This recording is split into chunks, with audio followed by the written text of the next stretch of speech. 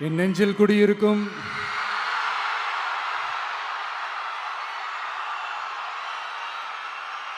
கரூர் சொந்தங்கள், உங்கள் அனைவருக்கும் என்னுடைய வணக்கம்.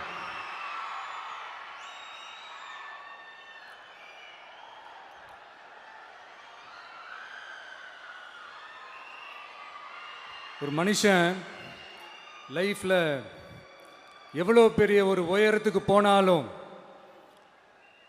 மனசளவில் சில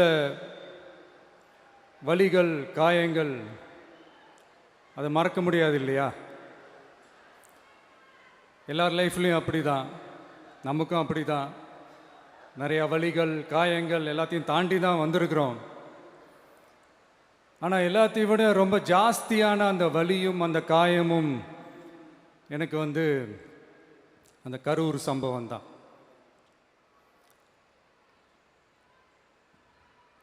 மக்களை சந்திக்கணும், மக்கள் பிரச்சனைகளை எடுத்து பேசணும். அதுக்காக தான் அந்த மக்கள் சந்திப்பு பயணத்தை தொடங்கி திருச்சி, அரியலூர், நாகப்பட்டினம், திருவாரூர், நாமக்கல், கரூர் அப்படின்னு சொல்லிட்டு போயிட்டுருந்தோம். அரியலூரில் அந்த மீட்டிங் முடிச்சுட்டு பெரம்பலூர் போகிறதுக்கு முன்னாடி அந்த பெரம்பலூர் போலீஸ் எங்களை அலர்ட் பண்ணாங்க. சரிங்க, கூட்டம் கொஞ்சம் ஜாஸ்தியாக இருக்குது, லேட் ஆகிடுச்சு, வராதிங்க அப்படின்ட்டு. So we had no choice. Police சொன்னால் நம்ம அதை ஒபே பண்ணி தானே ஆகணும். அதே நேரத்தில் பெரம்பலூர் மக்களோட அந்த சேஃப்டியும் மைண்டில் எடுத்துக்கிட்டு ஒரு மன வலியோடவே திரும்ப போயிட்டோம். அதுக்கப்புறம் பெரம்பலூர் தொகுதி மக்களுக்கு மன்னிப்பும் கேட்டோம். அதே மாதிரி நாமக்கல் அந்த மீட்டிங் முடிச்சுட்டு கரூர் வரும்போது அந்த கரூர் போலீஸ் எங்களை alert பண்ணியிருக்கலாம்ல.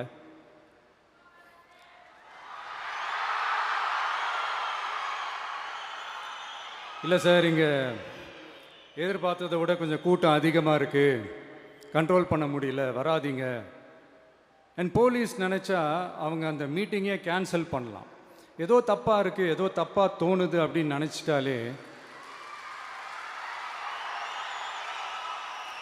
they have all the rights to cancel the meeting. எங்ககிட்ட கேட்கணும்லாம் ஒன்றும் அவசியமே கிடையாது. ஆனால் அதையெல்லாம் எதுவுமே செய்யாமல் அந்த ஹைவேல இருந்த அந்த ஸ்பாட்டுக்கு போலீஸே எங்களை உள்ளே கூட்டிகிட்டு வந்து விட்டு அந்த நாடகம்லாம் இருக்கு பாருங்க.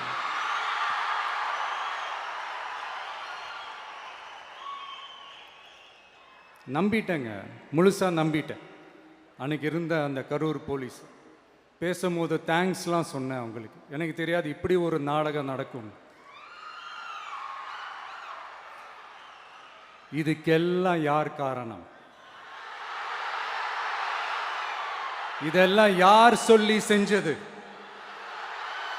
இப்படி பண்ணுங்க, அப்படி பண்ணுங்க, சப்போஸ் அப்படி நடந்தா இப்படி பண்ணுங்க, சப்போஸ் இப்படி நடந்தா இந்த மாதிரி இன்ஸ்ட்ரக்ஷன்ஸ்லாம் கொடுத்து அந்த ப்ரெஷர் போடுறது யார்?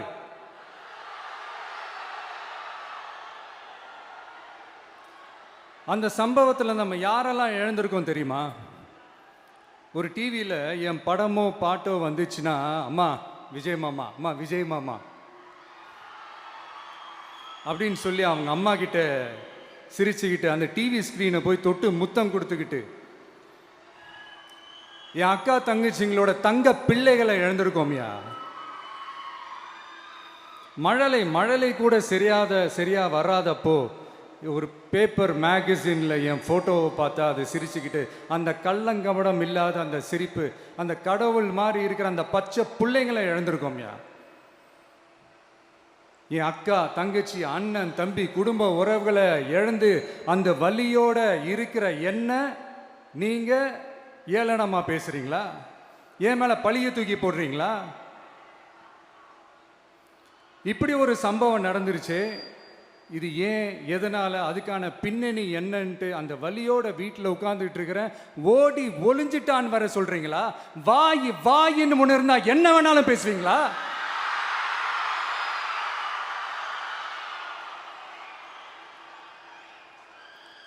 மக்களே, நான் உங்களையே கேட்குறேன். அன்றைக்கி அத்தனை க்ரௌடு இருந்துச்சு, அந்த க்ரௌடுக்கு தகுந்த மாதிரி போலீஸ் பாதுகாப்பு கொடுத்தாங்களா? இந்த இடத்தை எடுத்துக்க சொல்லி நாங்கள் தான் சொன்னோம்னு ஒரு போலீஸ் ஆஃபீஸர் பேட்டி கொடுக்குறாரு. அதுக்கு என்ன அர்த்தம்?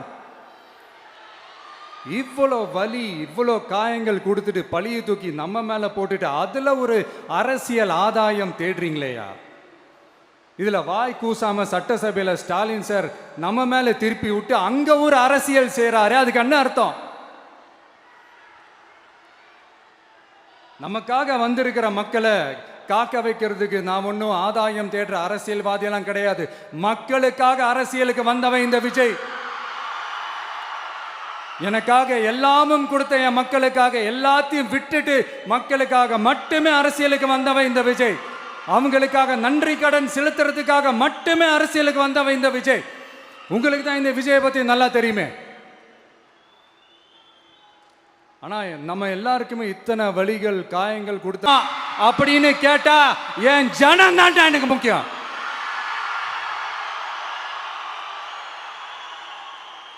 மக்களே, உங்களை விட எனக்கு இந்த காசு பணம் முக்கியமா என்ன?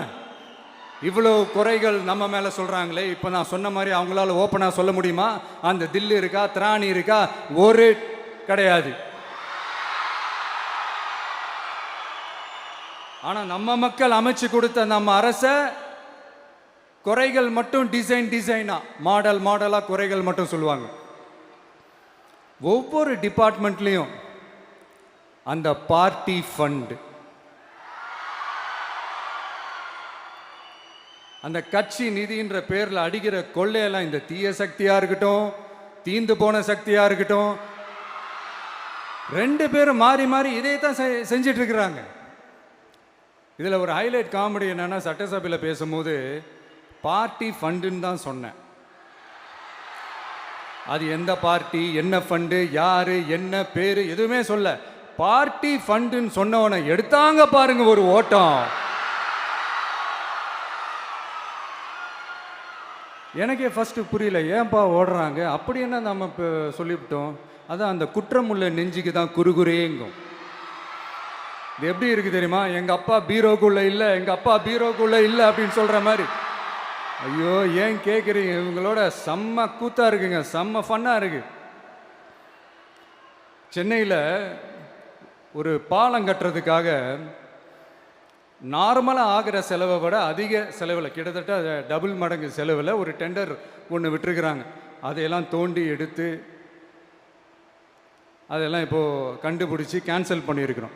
இன்னும் எத்தனை கோடி ஊழல், எத்தனை லட்சம் கூடல் தோண்ட வருமோ எங்களுக்கே தெரில. ஒவ்வொரு முகமுடியாக கிழியுது. ஐயோ, இந்த விஜய் ஒவ்வொரு கதையாக எடுத்து வெளியில் விட்டுருவான் போலேன்ட்டு திரும்புகிற பக்கம்லாம் கதறல் கதறல் கதறல், காதலேருந்து ரத்தம் வராத குறை. ஆமாம், இப்படி ஊழல் ஊறி போனவங்க இப்படி தான் இருப்பாங்க. இந்த 50-55 நாட்களில் அங்கே செஞ்ச சில விஷயங்கள்லாம் சட்டசபையிலே எடுத்து சொன்னேன். பட் இங்கே ஒரு சில விஷயங்கள் சொல்லணும்னு நினைக்கிறேன். இந்த மின்சாரத்துறையில் இதுக்கு முன்னாடி போட முடியாமல் இருந்த அந்த பதவி உயர்வை இப்போ தான் எங்களால் போட முடிஞ்சுது. அதுக்காக ஒரு அக்கா அழுதுகிட்டே ஒரு நன்றி சொன்னாங்களே, அதெல்லாம் உங்கள் கண்ணில் படாது அந்த வீடியோலாம், குறை சொல்கிறவங்களுக்கு. அடுத்து லஞ்சம்லாம் ஒழிக்க முடியாது, ஊழல்லாம் ஒழிக்க முடியாது, அதெல்லாம் பிளட்டிலேயே ஊறி போய் இருக்கு அப்படின்னு சொன்னவங்க போய் ஒவ்வொரு கவர்மெண்ட் ஆஃபீஸாக பாருங்க. ஒரு பைசா லஞ்சம் இல்லை, ஒரு பைசா ஊழல் இல்லை, வேலையெல்லாம் சும்மா டக்கு டக்கு டக்குன்னு நடக்குது. ஒரு பெரியவர் ஒருத்தர் சொல்றாரு, தம்பி வேலையெல்லாம் நடக்குது, ஆனால் அதையும் தாண்டி எங்களுக்கு மரியாதை கொடுக்குறாங்க தம்பி, உட்கார வச்சுலாம் பேசுறாங்க. இதெல்லாம் இதுக்கு முன்னாடி நடந்ததே இல்லை. அவனை போய் பாரு, இவனை போய் பாரு, இந்த ஆஃபீஸரை போய் பாருன்னு சொல்லி அலைய விடுவாங்க. இப்போ லஞ்சம் இல்லை, ஊழல் இல்லை, வேலையெல்லாம் உடனே நடக்குது. மக்கள் அப்படி ஒரு பெருமூச்சு ஒன்று விடுறாங்க. அதை பார்த்து நமக்கு அப்படி ஒரு ஹாப்பினஸ். இதுக்கு மேலே என்ன வேணும்? ஏன் இதெல்லாம் பண்ண முடியாது? மனசுன்னு ஒன்று இருந்தால் பண்ணலாம். இப்போ பண்ணலை.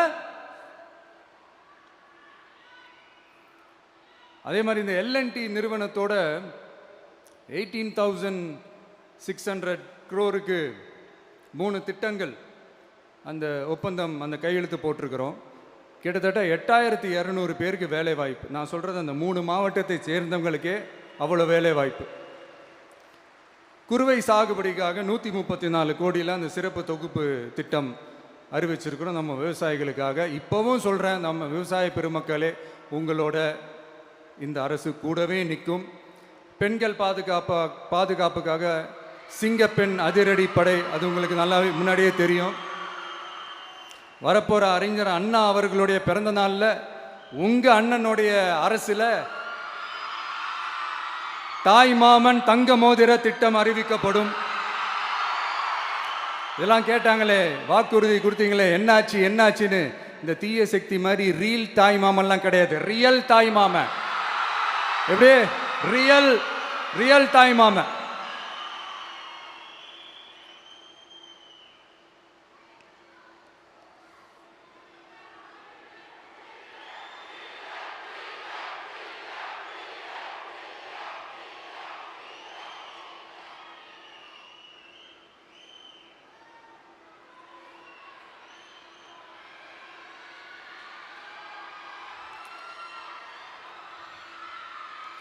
இந்த தீய சக்தியை பற்றி, அவங்க நிர்வாகத்தை பற்றி ஒரு வெள்ளை அறிக்கை ஒன்று வெளியிட்டோம்ல, அது ஷார்ட் அண்ட் ஸ்வீட்டாக சொல்லணுன்னா, ஒரு ஓட்ட பாத்திரத்துக்குள்ளே தண்ணி ஊற்றிக்கிட்டே இருந்திருக்கிறாங்க.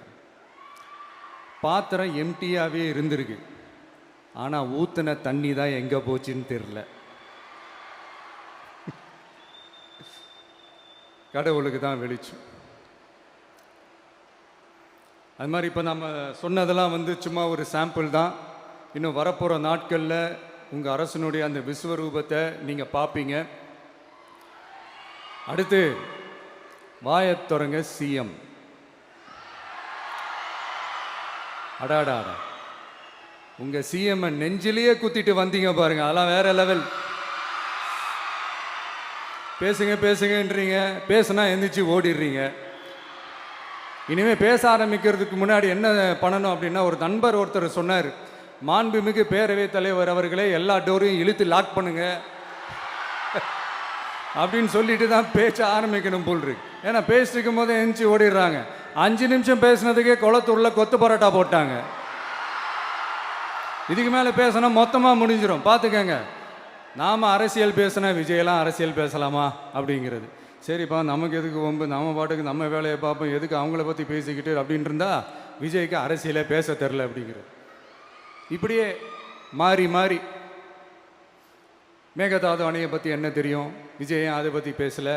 இப்படி நம்ம அரசியலுக்கு வந்ததுலேருந்தே ஒரு கூட்டம் குறை மேலே குறையா சொல்லிக்கிட்டு, பாட்டுக்கு பாட்டு கச்சேரி எங்களுக்கும் பண்ண தெரியும், பண்ணலாமா? இந்த மேகதாது அணை சம்பந்தமான அந்த வழக்கில் தமிழ்நாட்டோட பெட்டிஷனை சுப்ரீம் கோர்ட் எப்போ ரிஜெக்ட் பண்ணுச்சு? அப்போ யார் ஆட்சியில் இருந்தா? ஏன் ஒழுங்காக வாதாடல? நீங்கள் ஒழுங்காக வாதாடி இருந்தீங்கன்னா அதை ரிஜெக்ட் பண்ணியிருக்க மாட்டாங்கல்ல. ஏன் ஸ்டாலின் சார் வேணும்னே விட்டுட்டாரா?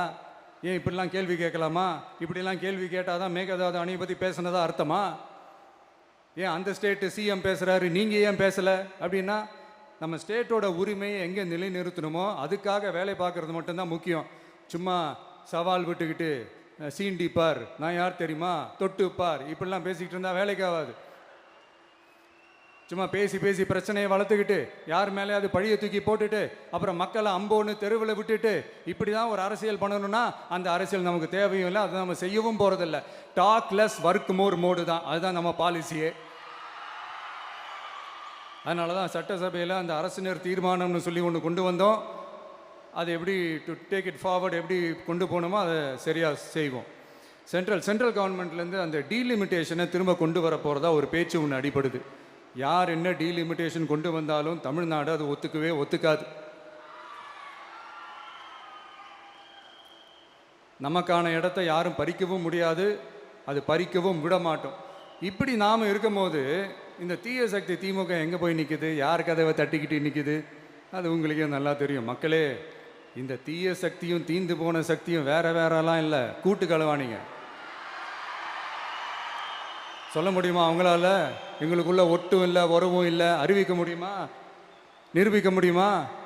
இந்த வரப்போகிற இடைத்தேர்தலில் அதை நிரூபித்து காட்டுங்க, அப்புறமா பேசுங்க. மக்களை, என் மனசை விட்டு கரூர் எப்பவும் நீங்கவே நீங்காது. நமக்கு ஏற்பட்ட வேதனையான சம்பவத்தை, நமக்கு எதிராக நடந்த சதிய சூழ்ச்சிய இனி வர்ற ஜென்ரேஷனும் அவங்களுக்கு தெரியப்படுத்தணும்ல. அதுக்காகவே இனி ஒரு அரசியல் சதியை அரசியல் சூழ்ச்சியை யாரும் யோசிக்கவே கூடாதுன்றதுக்காகவே கரூரில் ஒரு நினைவு சின்னத்தை நம்ம டிவிகே சார்பாக அமைக்கப்படும் அப்படின்றத அறிவிக்கிறோம்.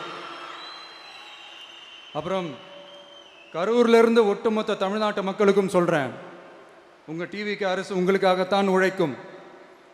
அடிப்படை வசதிகளை முதல்ல நிறைவேற்றணும். ஒரு பக்கம் நிதி நிலைமையை சரி செஞ்சுக்கிட்டே இன்னொரு பக்கம் அப்படியே நாம் சொன்னதில் ப்ரையாரிட்டி பார்த்து ஒவ்வொன்றா படிப்படியாக நிறைவேற்ற ட்ரை பண்ணுவோம். இது எப்பவும் உங்களுக்கான அரசாக தான் இருக்கும். இந்த விஜய் உங்கள் விஜயாக தான் இருப்பான். நீங்கள் உரிமையோட உங்கள் கவர்மெண்ட்டை நீங்கள் அணுகலாம். இந்த தீய சக்தி ஆட்சி முடிஞ்சு பொட்டிக்குள்ளே போனதுலேருந்து என்னென்னமோ பண்ணுறாங்க, இது ஏதோ பேசுகிறாங்க, சோஃபாங்கிறாங்க, வாஷிங் மிஷினுங்கிறாங்க. இந்த அரசியல் வியாபாரம் பண்ணுறதுக்கான அந்த வெண்டிங் மெஷினே அவங்க தான். யார்? இந்த திமுக. இதில் நம்மளை பார்த்து வாஷிங் மிஷினுங்கிறாங்க. எலெக்ஷனில் ஓட்டுக்கு காசு கொடுக்குற அந்த கலாச்சாரத்தையே அந்த கல்ச்சரை அடித்து நொறுக்கி இருக்கிறோம். எலெக்ஷன்லேயே அப்படி வேலை பார்த்த நமக்கு எதுக்கு இந்த குதிரை கழுதை ஒட்டக பேரெல்லாம்? மக்களின் பக்கம் அப்படி இருக்கும்போது நமக்கு எதுக்கு இந்த பேரெல்லாம்? இந்த திருட்டு திமுக ஆட்சியை வச்சுக்கிட்டு ஊரடிச்சு ஒலையில போட்டு இந்த கொள்ளையை அடிச்சதுனால தான் உங்க கரூர் கம்பெனி ஓனர் ஒருத்தர் எங்க எங்க இருக்காருன்னே தெரியாம ஓடு ஓடு ஓடு ஓடு ஓடு ஓடு ஓடு ஓடு வராம் பாரு வேட்டக்காரன் ஓடினே இருக்கிறாரு. இன்னொருத்தர் ஃபாரின்ல போய் ஒளிஞ்சுக்கிட்டார். ஃபாரின் ஸ்டாலின் சார்ன்னு நினச்சிட்டு போறீங்க, அவர் இல்லை. எனக்கு எப்பவுமே ஸ்டாலின் சார் மேல ஒரு தனி பாசம் ஒன்று உண்டு. அவர் கிடையாது, இவர் வேற. சிங்கப்பூருக்கு செக்கப்புக்கு போனார்ல அவரு. இன்னும் தோண்ட தோண்ட எத்தனை பேர் மாட்ட போறாங்களோ தெரியல. உங்ககிட்ட யாராவது லஞ்சம் ஏதாவது கேட்டாங்கன்னா கொடுக்க முடியாது சொல்லுங்க, நான் இருக்கேன் உங்களோட. அப்படியே யாராவது ஃபோர்ஸ் பண்ணாங்கன்னா இது எங்க மகன், எங்க புள்ள, எங்க அண்ணன், எங்க தம்பி, எங்க விஜய், எங்க விஜயோட ஆட்சின்னு ஸ்ட்ராங்கா சொல்லுங்க. மக்களே, நீங்க கூட இருக்கும் போது லஞ்ச ஊழல் மட்டும் இல்லை, அதிகாரத்தை வச்சு ஆட்டம் போடுற யாரா இருந்தாலும் அடங்கிடுவாங்க. இந்த கடமை கண்ணியம் கட்டுப்பாடுன்ட்டு ஒரு காலத்தில் கொள்கையோடு இருந்த கட்சியெல்லாம் இன்னைக்கு எப்படி இருக்கான்னு உங்களுக்கே தெரியும். அதாவது இந்த டிவிகே கட்சியோட தலைவரை எதிர்க்கிறதுல ஒரு நியாயம் இருக்கு. ஏன்னா உங்க பொழப்புல மண்ணள்ளி போட்டான். என்ன இந்த ஊழல் லஞ்சம்லாம் பண்ண மாட்டேன்னு சொல்லி உங்க அரசியலையே ஒரு தெருமுனைக்கு கொண்டாந்து விட்டான். மக்கள் வேற அவனை தான் நம்புறாங்க. ஸோ இந்த விஜயை எதிர்க்கிறதுல ஒரு அரசியல் நியாயம் இருக்குது, அதை புரிஞ்சுக்கலாம். ஆனால் இன்னைக்கு இந்த விஜயை மக்கள் ஓட்டு போட்டு ஜெயிக்க வச்சு ஒரு தீர்ப்பை கொடுத்து மக்களுக்காக வேலை செய்யறதுக்காக முதலமைச்சராக உட்கார வச்சிருக்கிறாங்க.